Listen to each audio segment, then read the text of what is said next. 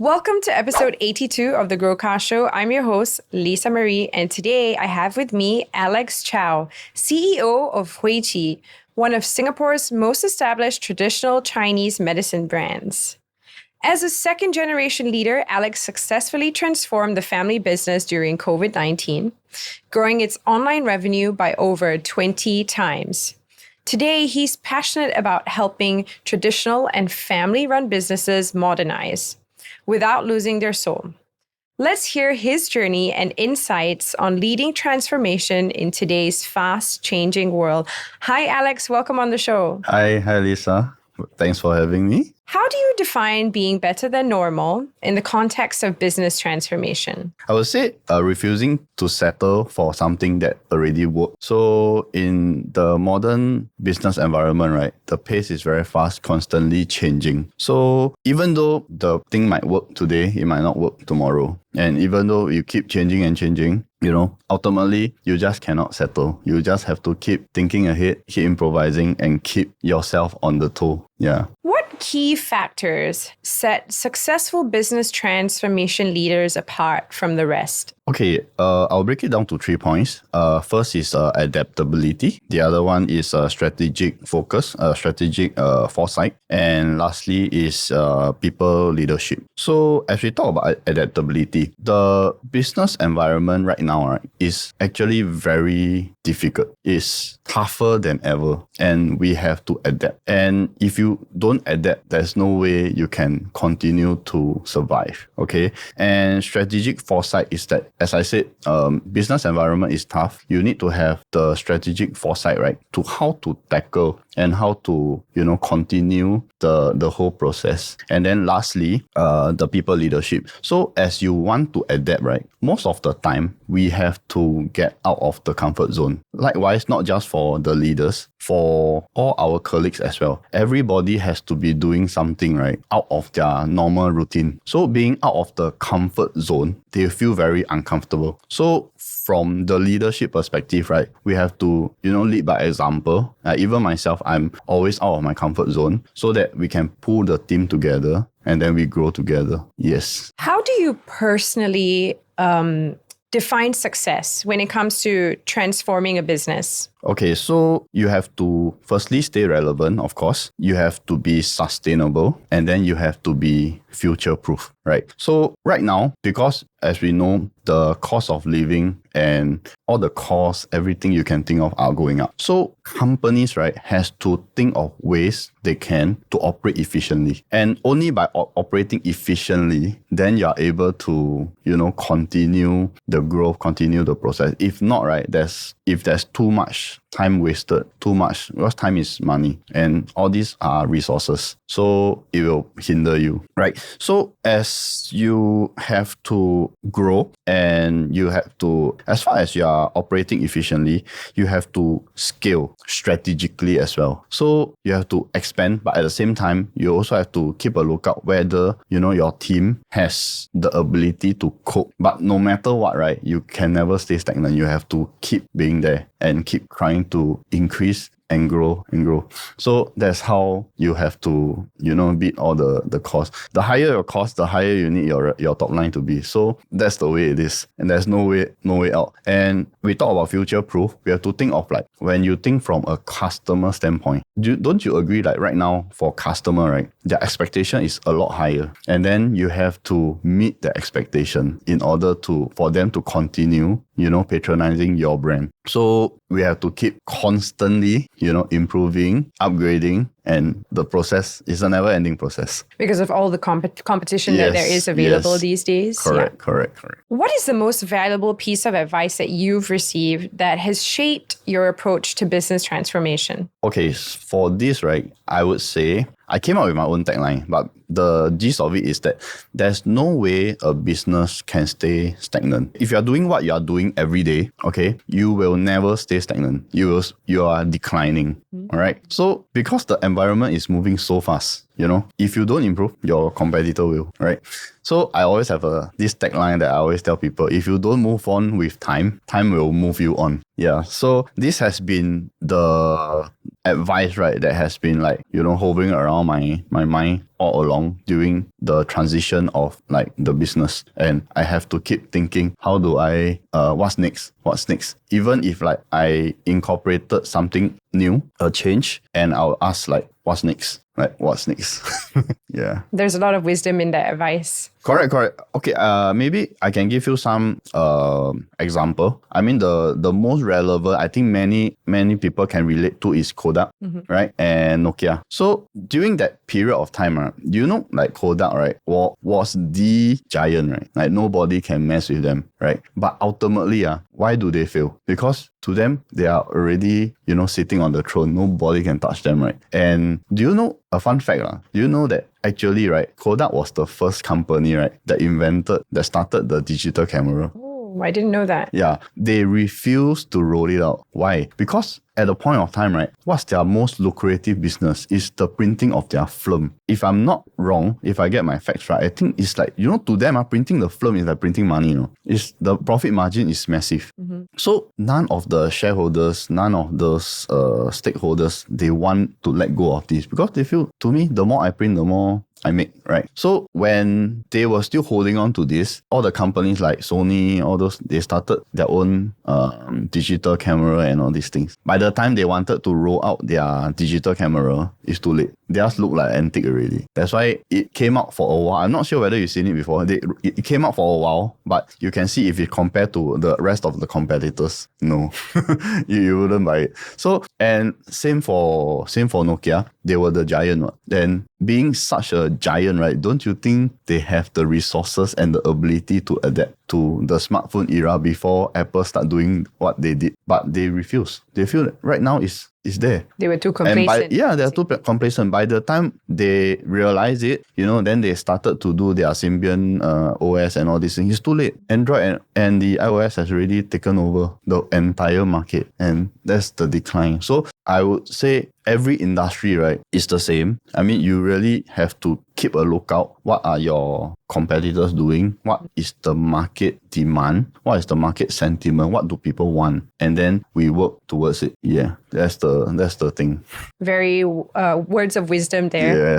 Yes. How does leadership influence the success of a business transformation initiative? I think for leadership-wise, leadership is the most important factor. It's the most crucial ingredient here. Because at a point of time, right, when you want to transform, most of the transformation will fail not because of the technology or the strategy. Most of the transformation will fail is because of the people who resist it. So when people don't change, the actions doesn't give you the result that you desire, right? So it's often that leadership, right, we have to be having that leadership role that helps people to change, help people to improve. And that's how the company can grow and successfully transform. What are the biggest obstacles preventing traditional and family businesses from evolving? Okay, this one I'll be very direct. The main obstacle is actually mindset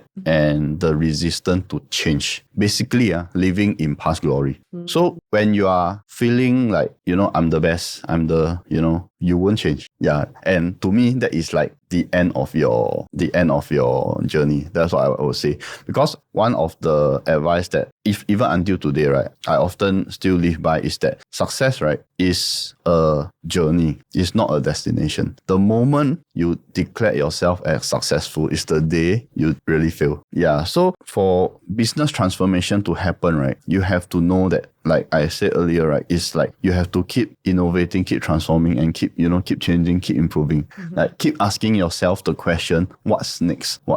Yeah. But how can family businesses balance between preserving tradition, but also at the same time embracing innovation?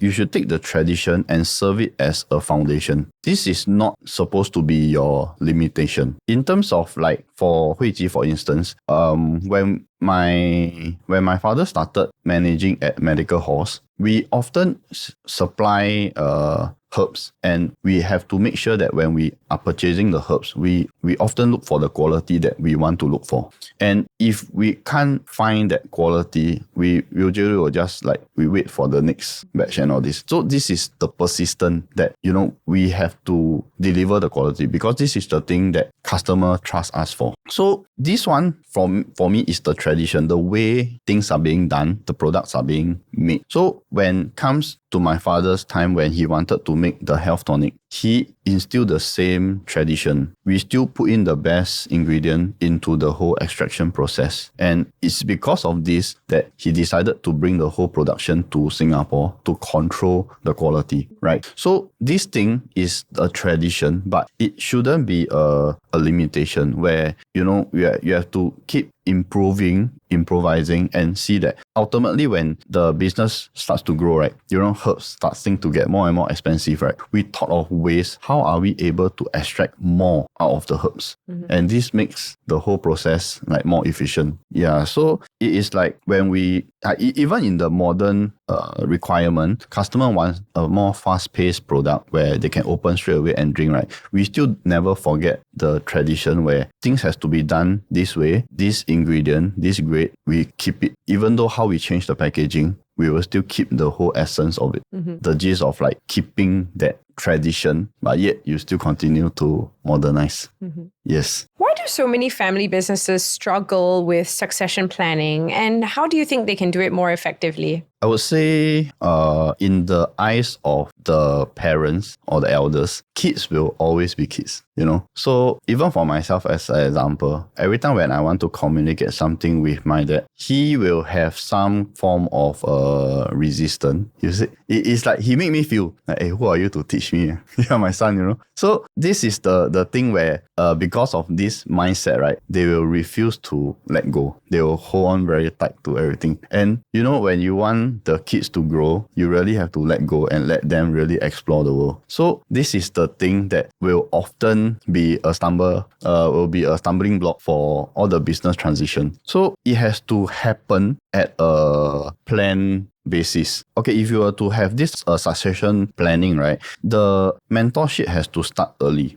And then after that, ultimately, the role, everything has to be structured in transition. And then we align the vision and then focus. The one that is transitioning out, right, has to really let go item by item, structure by, one by one. Have to ultimately he can really sit back, just perform the role as an advisor, and then really when comes the time where he can really let go, then you really have to let go. Are you at that stage right now with your business, or? I'm still keeping my dad in the company as an advisor, because deep down in me, right, my background, right, I wasn't a very TCM person. So there are still a lot of advice that when, like, if I wanted to create something, a new product, let's say I thought of like this herb, I'll ask you, hey, do you think if I create a new product using like this few combination, like, do you think it will work? Things like that. I think he will give me a more sound advice, and like, what is the perceived value of herbs? And what is the perceived value of this product if I were to push this through? And then I can make better decision. Yeah. So I think it is a journey. It's not a... I think I can even use like Singapore, for example. You look at the era where we changed the leadership, right? So when the new leader take on, the previous leader will still stay on as a advisor then. And then after that, slowly. But the thing is that he really has to step out. The moment he step out, then the new leader can properly step into the role. And then after that, at the back, he go and offer the advice when the current leader asks for. I think this is a very good transition model that we can model after for all the business who wants to transition or rather hand down the leadership to the next generation. What are the biggest mistakes traditional businesses make when attempting transformation? I would say, right, when we attempt the business transformation, one of the main mistake I feel is always wanting the short-term fix rather than thinking of the long-term solution. So it's like, for example, right, if you want to, we learned this the hard way, at the very beginning when we wanted to digitalize the business, at the point of time, during the COVID period, we are being forced. So at the point of time, we have to open up all the online platform, Shopee, Lazada, and everything. So we often think of like the short-term fix, but we didn't think of the long-term. So during the short-term where we expand, we run the campaign, we run promo, and all, the sales was overwhelming. But then we didn't think of it. Actually, my team wasn't ready to take on this entire new marketplace. And that's where the challenge comes. It was chaos in office during that period of time. Yeah. How can family businesses manage internal conflicts when making major changes? To manage internal conflicts, right, I will feel that transparency and communication are the key. It's very important that like you have to really communicate, because at the point of time, right, since we are saying that to transform, a lot of people are being out of the comfort zone, and being out of the comfort zone, right, create a lot of fear and the fear of changes. And often people will say, why not we just do it the previous way? And from a leader standpoint, we know this is not the right way forward. We will still want to push. I mean, if we have to encourage or motivate the change, right, we have to communicate very constantly, very consistently, telling them the benefits of change, the benefits of, rather than if you were to stay this way, what are the cons and what are the pros when you really successfully integrate all this new transformation. Then that's where they will buy in, and then they will be more acceptable to wanting to perform. And then when they grow, they see the results, they see the efficiency being optimized, definitely they will be thankful to you. Mm-hmm. Yeah, but that very part where they feel the fear, you have to be there holding them to go through the whole entire process. Is this speaking from experience? Yes, definitely. Sounds like it. Yes. Okay, so what is the first and most crucial step for a traditional business looking to evolve? I think you have to really understand the business environment, the economic situation, and lastly, the customers. Okay, so when you look at the business environment, I think we know, like for our own business, how tough it is, how competitive it is. Next, then we talk about the economic situation. I believe right now, many people are of the concern that we are having the, all the inflation things that is happening, and I feel that right now, right, we actually have a bigger problem to deal with, okay?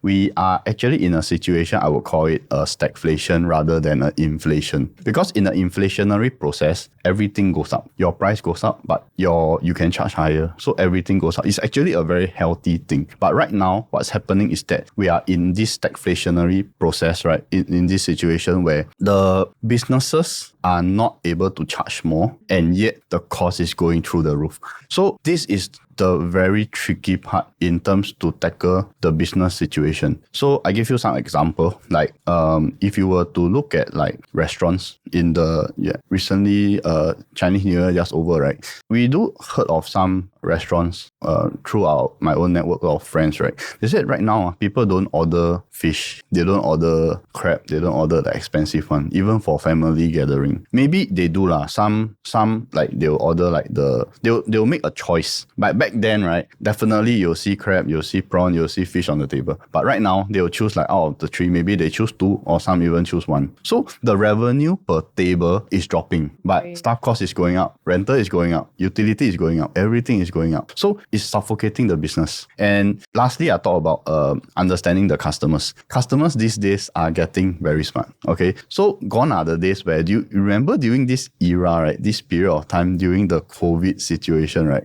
You can sell nonsense. Like there's a lot of companies selling nonsense. All the travel sling bag, this and I even bought one of it. Yeah. So customers are getting smarter. So they know like all the marketing messages, how you sell it, how you image the whole thing. So customer, when they are being like very smart, right?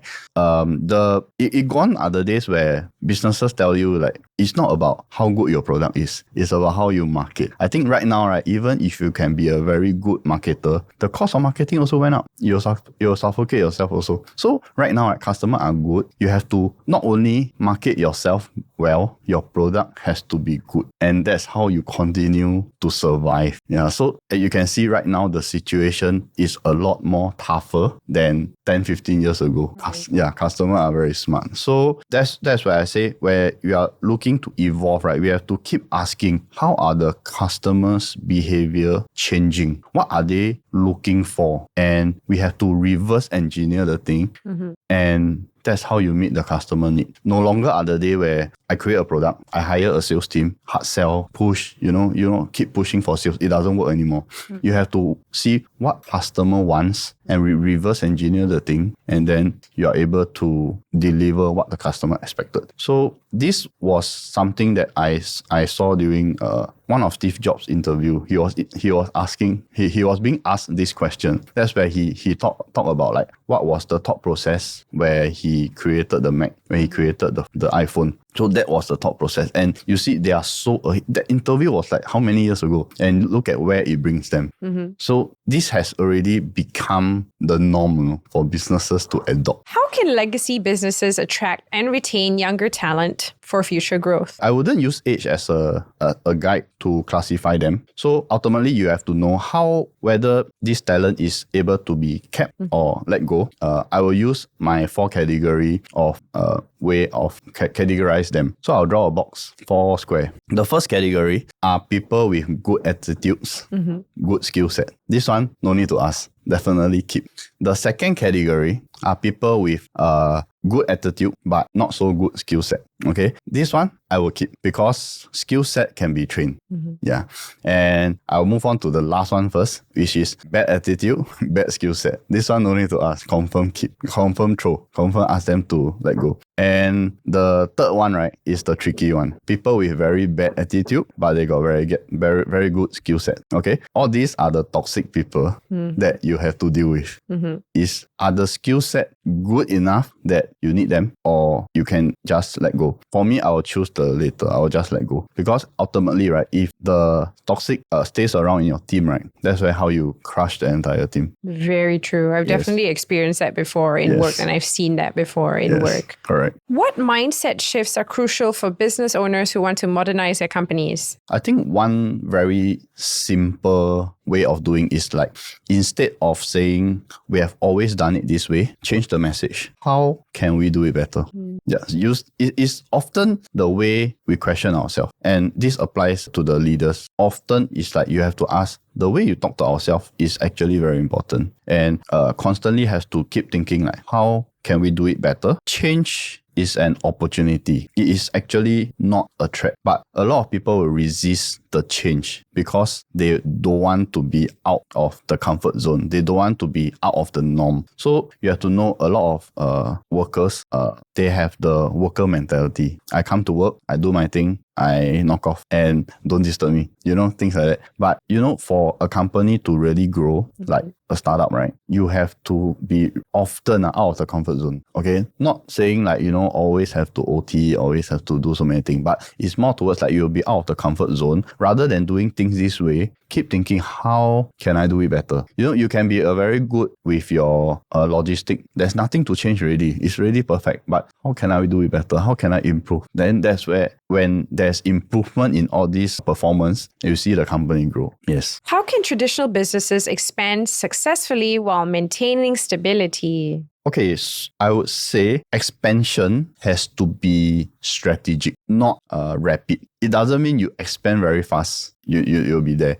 We have a lot of very typical example. You remember there's this shop called the $2 shop. Yes. You know why they fail? They expanded very fast. It's really fast. And at the point of time where I'm still studying marketing, right, I thought, wow, they are a very good example to follow. But by the time I finished my semester, they closed. So after that, I used it as a case study, and we find out like what happened. It's because of that fast expansion, the customers' base growth rate wasn't enough to keep up with their rate of expansion. So when you expand, right, you have all the costs, right? You have staff costs, you have utilities, you have rental and all these things, right? So the cost also picked up. Yeah, but they are not able to cope. Yeah, so the expansion has to be strategic. So you have to plan, and in a nutshell, it definitely has to be sustainable. So I can throw you back to the previous example. When during the COVID era, the COVID period, we are being forced to expand. We are being forced to move online because the TCM outlets are forced to close, right? So we lost at least 50% of our clients that is able to of our supply chain. So back then, that was the period of time Lazada, Shopee, everything just started, and they are very competitive. So we started. So at the point of time, right, we learned it the hard way. I was like, faster, we go in. So we are inside Lazada, we are inside TikTok. And back then we still have Q10, right? And Q10 was already, we were already there for 1 year plus. So there's already a constant flow of customer. But after that, when Shopee Lazada came on board, right, we didn't talk so much. So after the 11/11 campaign, right, the next day in office is chaos. It's really chaos. That's why we learned it the hard way. So we are like, okay, we need to train our people to be able to handle before you continue with that expansion. Wow, very interesting. Yeah. What steps should traditional businesses take to adopt technology without losing their unique identity? Okay, so for technology, right? Technology is supposed to enhance, not supposed to replace. So for AI, right, like I say, it's supposed to enhance your capability, but it's not supposed to replace. So it's not supposed to like replace a person's job, but it's supposed to enhance, to bring out your efficiency. And by having AI, right, we can leverage on the technology, right? Does this improve the customer experience? Does this help me to focus, be more specific on which client, which customer to focus on? If this one you're able to address, right, it's a win. Yes. Okay. In what ways can digital marketing accelerate the transformation of traditional businesses? Okay, so for digital marketing, right, whether you like it or not, it levels the playing field. So in the whole business environment, it's no longer the giants can dominate. Even new startups can start, and they can just create a website. They can just start offering. The barrier to entry actually lowered, and anybody can just set up a online store. Anybody can just set it up, and then we can run. So it divert away so much from the traditional media, and traditional media is so expensive, right? So for digital marketing, the direction of the marketing is very specific, very direct. So if you look at like traditional media, right, when you have an advertisement ad on TV, you just blast. But how many of these people will take the bait? Not a lot. And the cost that you pour in to blast that commercial is so high. And for digital marketing, right, it can be drilled down to, sex, age group, your hobbies, things like that. Very true. It is very specific. So every dollar spent, it is like properly, it is more efficiently spent, I would put it. So it levels the whole playing field. And for traditional business, right, when you leverage on digital marketing, you actually have an advantage because you already have a brand, you already have the trust from a customer. So digital marketing just allow you to convey your story easier in a more shortcut way. You are not starting from zero. You have something to start with. And then digital marketing will accelerate the entire process. Right. How do businesses balance profitability with long-term sustainability during their transformation? To balance profitability, right, and the long-term sustainability, right, the focus has to be on value creation. Like just now, I was mentioning about customers who are smarter, and why would they want to buy your product? What makes them want to buy? So like, for example, if we talk about a traditional cafe, the prices of coffee, right, recently has been going up. So if the prices of coffee, they were to charge more, what are the chances of this customer, right, saying, why not I just make my own coffee? So you lose the customer. And how are you able to create this value, right, that make customer willing to pay more for your service? It is this value creation. And I would say the important essence of this value creation, right, is actually customer experience. So if you notice like recently, right, even though the economy is bad, it's very tough, okay? But do you realize all the service line are doing quite well? What type of service lines you mean? Anyway, you can be talking about like slimming, you can be talking about facial, you can be talking about those services that are very customer service oriented. They do very well in the recent days. So I give you another typical example. You know Haidilao, right? Yes. The hot pot, right? You know how much they charge? People know, right? It's very expensive. You want to eat there, one meal. Yeah. It's easily like what per head can cost you 70, 80 bucks, right? Yeah. So, but why customers still go back? It's that value that created. It's the customer experience. After you walk out from there, okay, from the very moment you walk in, you are greeted with what? Snacks, drinks. They give you a very good hospitality at the entrance. Yeah. Right? Until your table is ready, they bring you in. You know? So when you order and you eat, you'll be like, wow, just order. Just eat and all this. You won't realize. After when you came out, you'll just pay the bill willingly. Right? True. Yeah. Right? So this is that value that in order for to have that business profitability, right? This is the value that you have to create in order to continue the survival where customers are willing to pay more for your products or services. Can you share a success story of a traditional business that successfully transformed? Maybe I can use Huiji as an example. Sure. Yeah, so back then, right, we are being forced to transform and we didn't have a choice. When COVID-19 hits, our distribution network collapsed. The TCM are closed. And we are only left with the supermarkets. And supermarkets, the people are not coming out. So the product also moved very slowly. And to make it worse,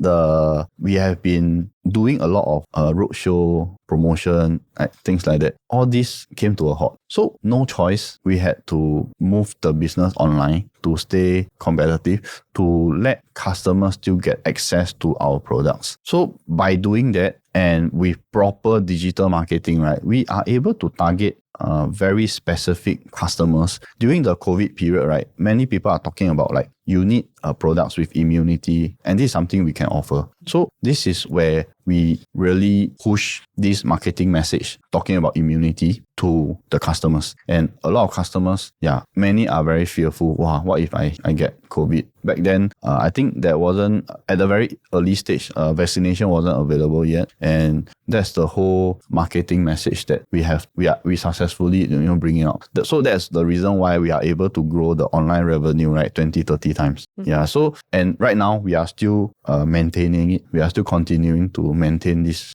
operation. So when we maintain this operation, our offline channels, everything has starting to resume. So it's a win for both of us, where online I grew, but offline I still maintain. Yeah. Thank you for sharing that story. Where do you see traditional businesses heading to in the next 5 to 10 years? Businesses must integrate technology and prioritize customer, or they'll just fade out. So if they fail to integrate, they'll just fade away. And for winners, the winners are those that will integrate AI and automation, and at the same time keeping the human touch. So the 3 T's that I've been talking about is the technology, the high touch, and trust, right? So technology is there. AI is here to stay. And right now, we no longer say you Google this, you Google that. Now we are using ChatGPT. And the flow of information is that fast that customers straight away will know like how good are you. And just Googling straight away, everything they need to know will appear. Then the touch, where just now I've been talking about, like touch is where we talk about the customer experience. So why would customer pay for your products, pay more for your services? Is that touch that you give them. Imagine you talk to them purely just using the AI bots. I think sooner or later they will know. And get fed up. Correct, they get fed up. So sooner or later they will know. They'll be like, And lastly is the trust. trust is the thing that make your customer keep coming back to you because they trust you. So it's either you embrace it or really traditional business will just fade away. What is your long-term vision for business transformation and how do you see your role evolving in this space? My long-term vision for business transformation is that I want to help more family and traditional business transform and to adapt, and not just to adapt, to thrive in the modern business environment. And it really pains my heart to see a lot of very good businesses just fade off like that. And it's really not because of the products and the services that they are providing are not good enough. They are good enough. It's just that they fail to embrace and adapt to the modern environment. And I really hope that they can stay. I hope that when they stay, we have a story, to tell our children. Back then, they have this and that. It's like how many of all these traditional businesses has already died off, where like if we were to talk to our children, right, they can't relate. Mm-hmm. Yeah, so it pains me to see that, and I do want to help businesses transform, and I can offer my advice, offer my expertise. If I can help, I'll be more than happy. Yes. Well, I think you shared a lot of interesting advice and you're definitely full of wisdom based on the conversation that we've had today. So thank you so much for your time, Alex. It was nice having you here. And thank you so much for joining us today on episode 82 of the GrowCast Show.